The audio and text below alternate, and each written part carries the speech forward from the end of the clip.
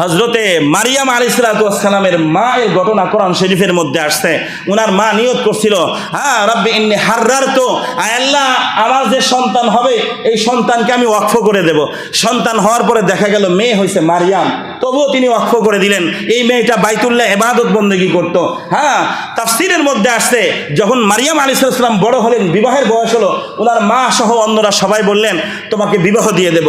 তখন মারিয়াম বললেন যে আমাকে যেহেতু আল্লাহর জন্য ওয়াকফ করা হয়েছে, আমি আর এই দায়িত্ব নিতে পারবো না বিবাহের। আমি আল্লাহর জন্যই মুক্ত থাকি, শুধু আল্লাহকেই ভালোবাসবো, আল্লাহর জন্যই ইবাদত করব, বিয়ে শাদী কোনো কিছুই আর নাই, করব না।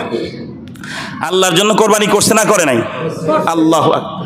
মুসলমান ভাইরা আমার, আল্লাহর জন্য দুনিয়ার এই সামান্য কোরবানি, বিবাহের কোরবানি, সব কিছুকে কোরবানি দেওয়ার পর আল্লাহ এত খুশি হলেন, আল্লাহ পাক এই মারিয়ামকে বিবাহ ছাড়াই আল্লাহ পাক তাকে সন্তান দান করলেন।